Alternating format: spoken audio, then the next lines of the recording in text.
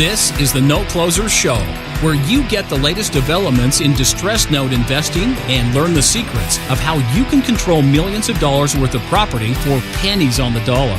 Get educated and entertained by someone who has closed thousands of deals and lives to support you in achieving the same. Now, here's your host, CEO of We Close Notes, Scott Carson. Good morning, good afternoon, good evening, everybody. Welcome to this episode of the Note Closer Show. I'm excited to be here this morning. It is a beautiful day here in Austin, Texas. Hope you are doing well wherever home is for you guys. Wherever it's a nice day out there for you.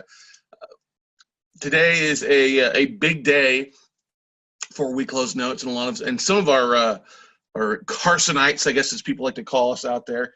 It is a day that really kicks off really the start of the year for us on some business stuff. Now, this episode is called Back to the Future, and we've got some great stuff that's rocking that we haven't done in a while that we expect some big things from this year. But before I get to that, we had a phenomenal turnout for our Note Night in America episode last night called The Marketing Octagon, or Step Into the Ring. And so I have to give a big shout out to all those people that shared that. You can catch this as a special episode on.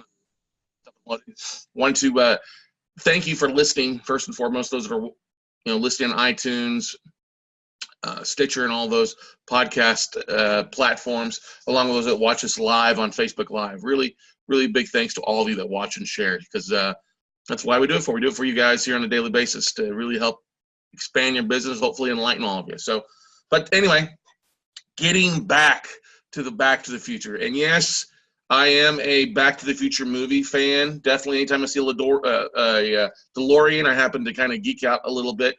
There's a guy in my neighborhood who has one, or has a family member that has one, that brings it over to his house pretty often. I've been known to go over and kind of stalk it out. But what I want to get to is business over the last few years has up and down and changed in a variety of ways. If you think back to when I first started 10 years ago, this was really a secondary market with a non-performing note side that really didn't exist. I mean, it was a really new territory. As a lot of people have said, it was the Wild West as far as real estate investing, because we did not have a lot of the platforms. We did not have the auction websites or the watermark exchanges or a lot of these now established kind of websites to go to look for assets. It was a lot different. You had a lot of banks that were all over the place, didn't know how to move some of their stuff. Now, a lot of them have moved them and are using some different websites, but a lot of banks and lending institutions out there still have a lot of distressed debt on their books. But as the market was working itself out, you had all years of this stuff with banks, and then you had some of the bigger funds that came in and bought or purchased these large tranches or large pools off, and they were selling them off to individual investors, and it was kind of a trickle-down effect. $100 million pools down to $50 million pools, down to $5 million pools, down to the $1 million pools, to the one-off notes. Okay, a lot of people are going through these hedge funds in real estate, and that resulted in the Condors, the Granite's, the Cajanes, those type of institutions that had assets available for sale. And a lot of investors, got, I hate to say this, got lazy or got fat. I mean that in a good way, fat on returns, fat on deals, by buying directly from the resources. Hey, God knows that we did this too. Bought a lot of notes from banks and asset managers that had stuff, more so on these that weren't true banks, is what I'm trying to get at. Okay, so businesses change for a lot of people who never called banks. They never experienced. They came to the market. There was all these sources, websites. They got fat, business-wise, on feasting on this low-hanging fruit. And pricing was good. Prices would go up a little bit every year. But now, since the residential market, the true real estate market, is way overpriced, lots of demand, not as much inventory, a lot of real estate investors are, coming over to the note side, the dark side of real estate investing. What is that? What's caused us to happen here? Well, that low-hanging fruit is the first place they go, because that's the word of mouth. That's what they see that when they do search on Google and things like that. They go to conferences, they meet these investors or these note sellers there, so they go to that low-hanging fruit. Well, what does that do for that. Well, that increases the price on that stuff because demand's the same, but demand is increased. Inventory is the same, so what happens? Price goes up. And then you have weekend warriors, you have fix and flippers or fix and floppers. You have tired landlords that are buying these notes and paying too much for them because they're used to, oh, I can get this at 70 cents on the dollar. Well, I would have to pay 85 cents on the dollar. For a traditional fix and flip, I can take care of this. And they don't seem to get the fact that they're overpaying, but it is what it is because the sellers are glad to gobble up those dollars at 80, 85, 90 cents, sell to some weekend warrior versus established buyers. And investors like me are like, wait a second, this doesn't make any sense. I'm not buying from that. I'll wait and try to go out and find from other sources. Well, the only really remaining sources are those that go direct to banks and lending institutions.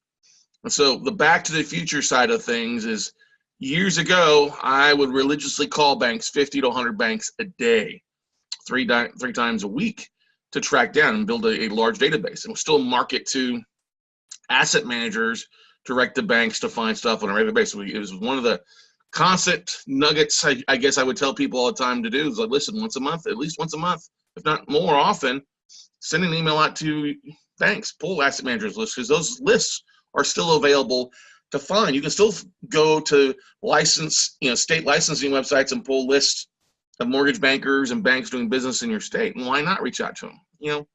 But it's a very small percentage, a very niche within a niche of a niche, I guess you could say, of note investors who are actually reaching out to banks. And those that do, it's a numbers game. All right. The number used to be have to call 50 banks to get a hold of 13 to 15 asset managers.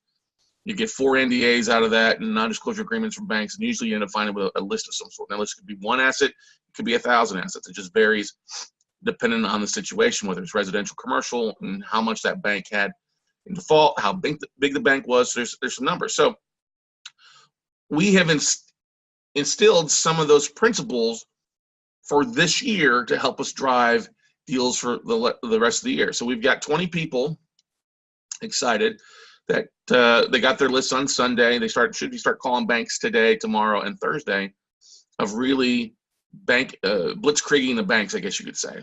I've provided the lists at the end of 4 weeks of basically 4 straight weeks of calling banks. I'll combine the list together, and all of us will walk away with a great big list of new asset managers. Now, if they don't, if they flake off, they don't make their required phone calls every week and turn them in to me in a timely fashion, they're booted out. So I'm hoping, I would love it if all 20 people stayed around, but the last time we did this 2 years ago, only about a third of those that signed up for it made it to the end. So I think it's an ingenious plot to help everybody out because it'll give us a big list on top of our already big list. It'll also help those that are interested in doing this. They'll also walk with a nice size list as well. So, of course, I provide scripts. I've provided lists of banks. I'll give them a list of different asset managers and banks every week between now and 4 weeks from now. So we're pretty excited about that. Why do I think that's important? Well, I think from talking with asset managers and talking with people out there who have been buying assets in large portfolios, yes, I think we all can agree pricing has gone up across the board. But I still believe, and I still know this to be a fact, we still are at a roughly a 4.5% to 5% default rate on all mortgages created across the country. So that doesn't have to be anything that's from 5 years ago or 10 years ago. These legacy notes that have been hanging around since GMAC went under. There's still a lot of defaulted notes. Now, we're not talking, we may not see 1,000 asset takes for a while, but we all know that history is going to repeat itself. So my big thing is not just instantaneous deals. This has helped to build relationships going forward for the next year to 2 years. Because if we can add another 4,000 to 5,000 asset managers to our database, we're bound to find something on that list on a regular basis as long as we mark it out to people. Okay? I'm still a big believer, and if anybody out there ever deals with somebody, an educator, or somebody says, oh, you can't buy direct from banks, just slap them in the face and tell them Scott told you to do that. Because we've been buying direct from banks for years. Plenty of people have been buying direct from banks for years. One of our top episodes the last 90 days is buying bank direct assets, where we had Jamie Kubiak and Joe Bangarina and Adam Adams on. They bought a portfolio. You're going to find banks that have assets. You're going to find banks that have specific lending platforms or types of lending programs that they want to get rid of, but they don't want to be the bad person with a bad press foreclosing on their local borrowers. So where do I think we're going to see the most amount of deals come from? Well, I've instructed our banking blitzkrieg people. I know it's not open to everybody. Hang on here. All right.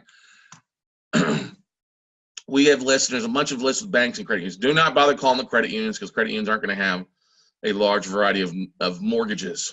So they're calling banks. They're going to knock out 100 phone calls today. They've got to follow up with those asset managers.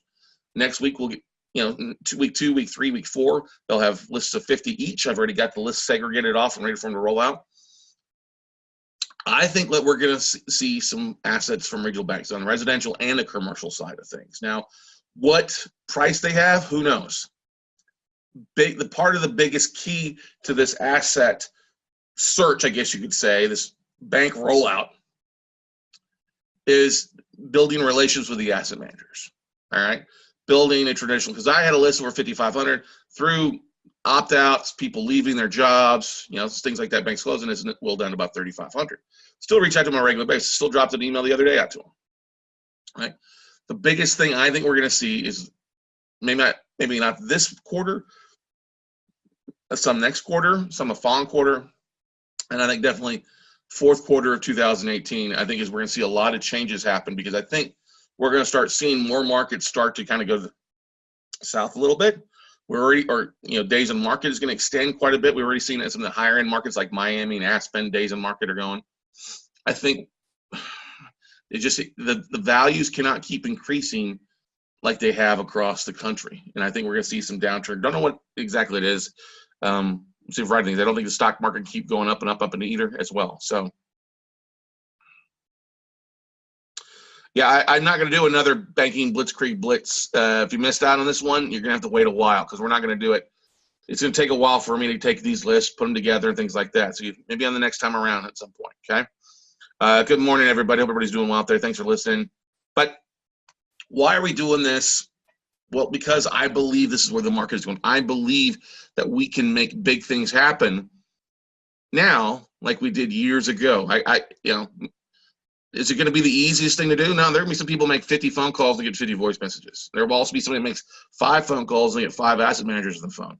It's a different mindset, I guess you could keep on, is that this is a 4-week process. For every no we get, we're closer to a yes, if that makes sense. Some of the things that have happened to me in the past, I've made phone calls, and the first phone call I made on one day, I get hold of an asset manager who's got a car shop in Dallas. Now, it wasn't necessarily something I wanted to buy long-term or invest in, but it was still a contact. It still was something that boosted me to get rocking along. We want to avoid, with our phone calls, the one-off, the weird deals.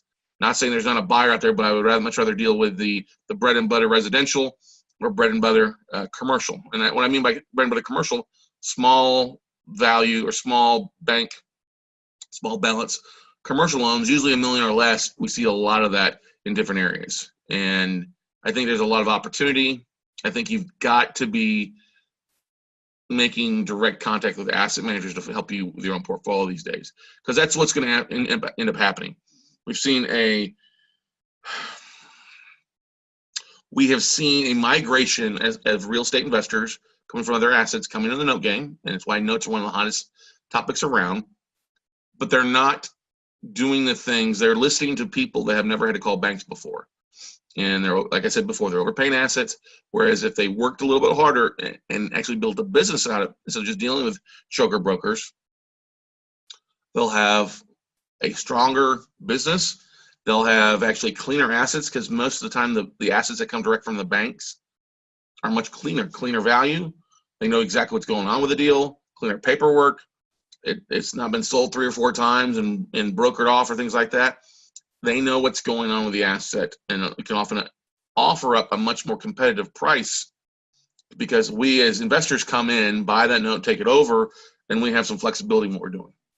So I think that the trades, the big FHA trades, things like that, those things are overpriced. When you look at like Goldman Sachs or other companies that are buying those up at a premium because they have some sort of discount they can offer up the borrower to offset their $1 billion fine. This is why I believe it's important today, this year, you've got to have a balanced business of bank asset managers that send you deals on a regular basis. Whether you've got a market, and this is why last night's Note Night in America webinar with the Marketing Octagon was so important, because you have to market. You just can't, I'm going to get a list every month. That's not the case. Those lists that asset managers are sending out are dwindling down. If you do not notice that, you've got to be prepared that at some day those lists may not be available every week or every month, maybe once a quarter. And if that's the case, your business is going to whittle down and rapidly dry up. So any questions for those that are listening out there or watching on Facebook Live? I know that if you're listening on iTunes and Stitcher and things like that, you can't ask, but I always encourage you to drop an email to me at scott@weclosenotes.com to help us answer and correspond with you. So Robert, thank you, Mr. Robert Burrell. I said he was on FCI Exchange last night. A lot was posted at 100% on the UPB. Yeah, that's just those exchanges are just overpriced. They just don't make sense. I think there's a lot of I hate to say this, but what's the word they call it when you see one price and you get into it and it's something completely different? Switcheroo, bait and switch going on is what I want to say. Because you, especially on FCI Exchange or some of those other multiple listing services, not note listing services, you have buyers that'll put a price down, but when it comes down to it, I don't want 40%, I want 80%. It just doesn't make sense. So I haven't bought anything from FCI Exchange. I know that one of our previous guests from last week, Bob Malecki, has bought a few over the years there, but that's not a sustainable business model if you're buying 4 in 4 years. I think we all want to do more than one note a year, unless it's just $1 million deal you're making $1 million off of, right? So good morning, everybody. Good morning, Cheryl. Awesome, good job, Cedric. Glad to see you doing that. The big thing you want to keep in mind, and this is just some basic ground rules for calling asset managers. Don't call on Monday or Friday. Biggest thing, you're just wasting your time calling on a Monday or Friday because, Monday they're going to be so busy dealing with things and meetings and things like that. Not saying you won't get some, but it's just not an effective best time to call. We have found that calling Tuesday, Wednesday, Thursday is the best.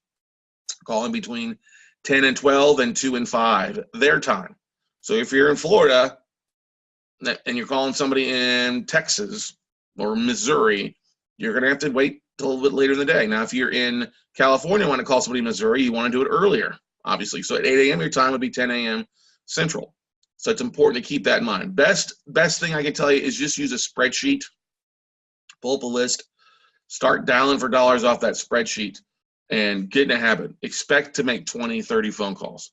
If you only make 5 or 10 phone calls in a day, you're really not doing yourself any justice, and you're not really getting anywhere. The idea is getting a momentum. You'll find, boom, boom, boom, down for dollars. The best way to do that, and this comes from an ex-financial advisor who used to do that all the time. And when I was a banker, we'd have to make just call blasts, is using your spreadsheet to track when you called, what time, so if I called at 11 o'clock in the morning, I should probably call this at 3 o'clock in the afternoon. It's to track where you call, who you talk to, get their information, and then really leverage that so that, if you don't get them on the first time, when you call back the second time, if you're calling in the afternoon, you're leaving another voice message, because the idea is to hit them with multiple contacts. Those that reach out to people on a regular basis have the best of luck. If you just call one time, you might as well not have done it to begin with. So the biggest thing that I can tell you is be diligent in your phone calls, be diligent in who you call, and just expect to knock out 50 to 100 phone calls to see any type of results. And like I said before, there's some days when I went 0 for 50 and other days that I went 25 or 30 for 50. It just varies. And over the time, I guarantee you, follow my words, Tuesday, Wednesday, Thursday, 10 to noon, 2 to 5, their time is going to be one of the most effective times to call. And then obviously as you get emails or talk to the gatekeepers, follow up with emails at the end of the day to the asset managers that you left messages with or you talked to. It's a great, great thing. And then always, if you can, go over to LinkedIn and try to connect with them there and also drop them a message there as well. There's some great things. Now, I don't necessarily I would not do any direct mail. I don't think it's worth it for the most part because most of them, they have people that filter their junk mail and they need to get rid of it. So I don't think it's worth doing direct mail. But in this day and age, you can take those lists of emails and see if they're on Facebook and do a custom audience search. You can also see if they're on any other social media platforms and connect with them there. And the beautiful thing, guys, I know that some people are like asking, well, why would I connect them on LinkedIn? I got to go now filter them off. I would not filter them off your main LinkedIn connections because if you are exporting your database, exporting your contacts from LinkedIn, you have a smorgasbord of personal relationships, business, peers, investors, asset managers. I think that's a great list to market to once a week or once every 2 weeks, and just kind of get the word out what you're doing. Sharing your note story, sharing the journey you're on, that you're buying or you're moving assets and things like that. And I can tell you this, asset managers are going to search out who you are on LinkedIn. If they are on LinkedIn, check out your profile. So that's why it's important to post your deals on LinkedIn, to post the deals that you're working through, that you've closed, so that you build that, not just that respect, but a little bit of that background history that the asset managers can see and say, oh, this is a serious person. He or she is an active investor. They are doing things, and okay, they can perform, versus somebody who's wet behind the ears, never closed on anything. And that's not saying if you're brand new to this that you can't close on deals. Use other people's case studies. Use some sample deals to talk about what you're doing. It's just important. Then you just have to share. If you're not sharing what you're doing, you're only hurting yourself, and ultimately that in the long run is going to end up affecting you, okay? Matthew, hell, I buy your LinkedIn contacts? Can't afford them. Trust me. What is that? I looked at, I think last night, I'm just south of 12,000. I know it's kind of 11,807 is what it was as of last night. 11,807. I think it may have gone up one or two. The reason 11,812. We've added 5 more actually. 11,813. One more. We've doubled our number in the last year. We have spent a big chunk of time focused on expanding our LinkedIn connections for a variety of reasons. One, and honestly, the mass majority of our 5,000 new connections came from basically about 4 hours of work about 6 months ago. I was literally sitting at home on a Saturday night, I believe, Sunday night. And I know Steph was like, what the hell are you doing? I just clicking. So I taken my laptop home, pulled up, and I'd done a search for real estate investor or note investor in the job title search of LinkedIn for people's job titles. And it pulled up literally, 10, 15,000 real estate investors. So now I'm just going connect, because we have something in common. If you're a real estate investor, I'm a real estate investor who's trying to expand my network. And for those that don't have a big LinkedIn follow, if you do that, it's not going to let you connect with too many people before it shuts you down. Now, if you have the paid version, it'll let you do it. It's fine. The free version is still some limitations in how many people you can connect. I don't know exactly what it is, but I think it's about 10% overall connection. So there'll be days that I get, boom, 100 people that opt in, and other days it hits like 2 or 3. But from those roughly 4 hours, 2 hours one night, 2 hours second night, I just went through and connected, connect. Sometimes I posted a message. But that has expanded our LinkedIn. And because the reason you keep in mind this, everybody's looking for deals. All right? Everybody's looking for deals of some sort. And a lot of people are excited about the note business. So we use that for 2 things. One, there are people on our database that can eventually fund the deal, or worst case, they'll end up buying deals, or maybe they have deals, okay? And then ultimately we have our education side as well, where they connect and they on a webinar. Maybe they're sign up for a class or something like that. But I think your wealth is in your network, and the more expand your network can be, but if it's all focused on one thing, the better it is. What a lot of people struggle with is when they still have a full-time job. Oh, I don't want to commingle my work people with my real estate people. Or if you're doing like 2 or more things, that's really confusing, okay? If you're a real estate investor and you're trying to sell water filters and then also soap on a rope or something else, you don't know what you want to be when you grow up. And sure as hell, your database isn't going to know what the hell you are or what to call you. So then you'd be clearly focused and make things happen. Look, I get if you have a job, hopefully your job allows you to do stuff on the side, or your job isn't looking too much on the LinkedIn profile. I had one lady who was all upset. Well, I can't use LinkedIn. I'm like, why not? Well, my boss will fire me. Why? Well, because they don't want me to do anything on the side. I'm like, well, they offering you a 401k or these benefits, a great job? No.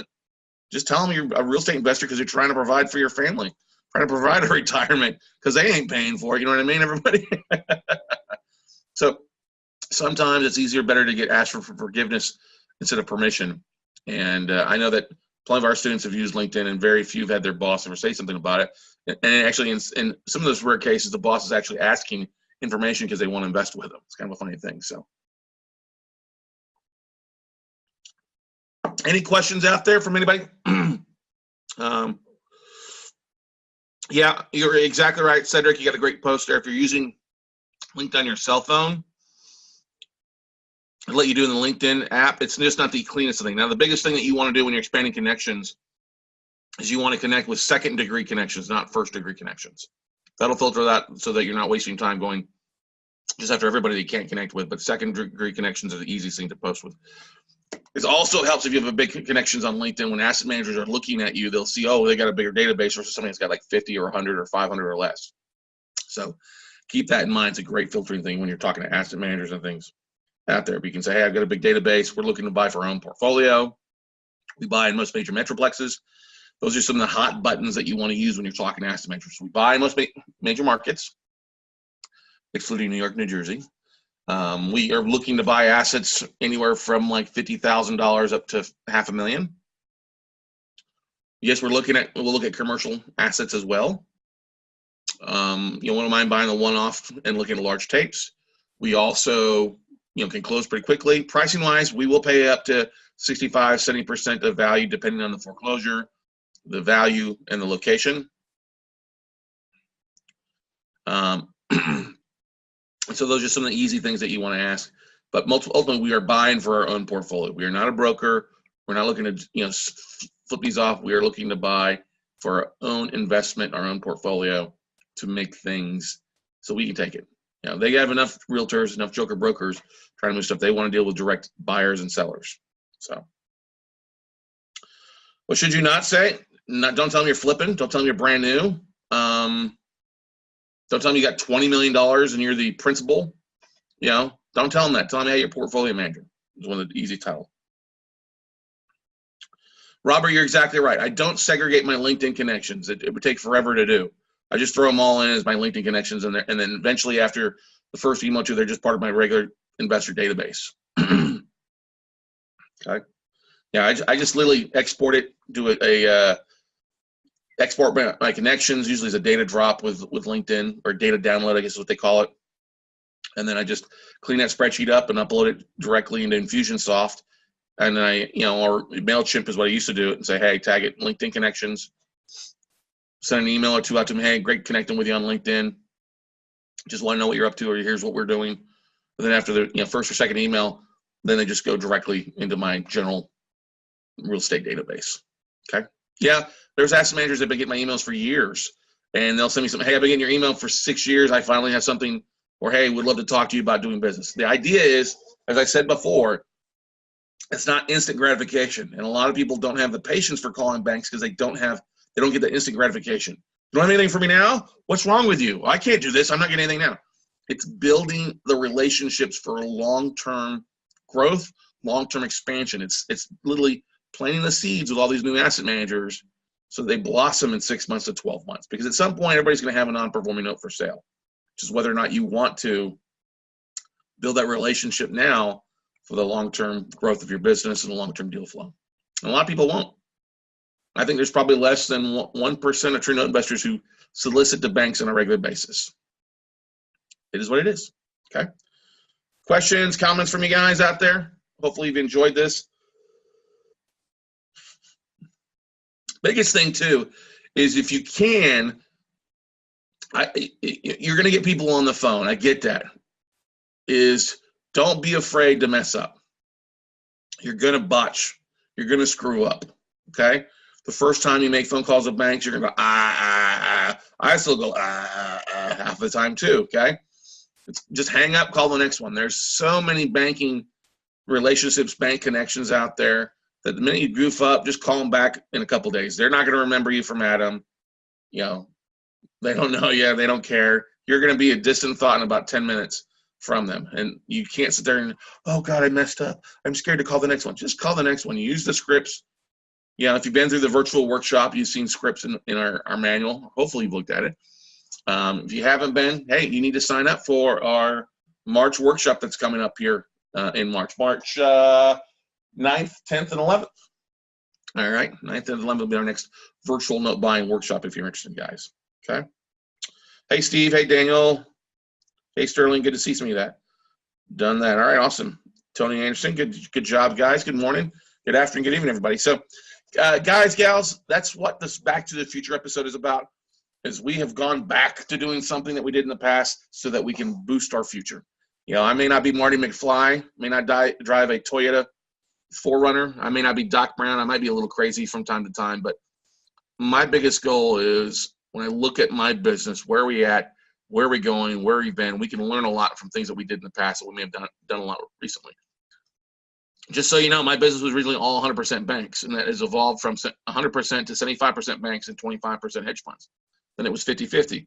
Then it was 75-25. And then for a while, it was 100% hedge funds, just like many other people on 0% banks. All right. Now, my goal is I see where the market is, I see where it's going, and I see what's happening. And I want to go back to where we were in the past and using that, because that's ultimately where all these deals come from anyway. I want to go further upstream than dealing with the low-hanging fruit downstream. And I don't want to pay retail. I don't want to fight with 100 other investors for the asset. I want to be one or two or three people, or maybe the only person that sees the list from the banks, and be able to really control that and make a lot of money making things happen. So 2018 is going to be a spectacular year because we are investing in ourselves and our database, and we're excited for the 20 people that are helping us out with it. So stay tuned. We'll provide some updates on how many banks, how many contacts, where we're going, where we're seeing it over the next few weeks as well on our banking blitzkrieg stuff. But stay tuned. Yes, Landon, a DeLorean. That's what it is. Exactly. DeLorean. Maybe I'll bring a DeLorean out for the future. Who knows, one episode we may do something like that. So go out, have a great day, everybody. Go make something happen. And until we see you the next time, we'll see you all at the top, everybody. Bye.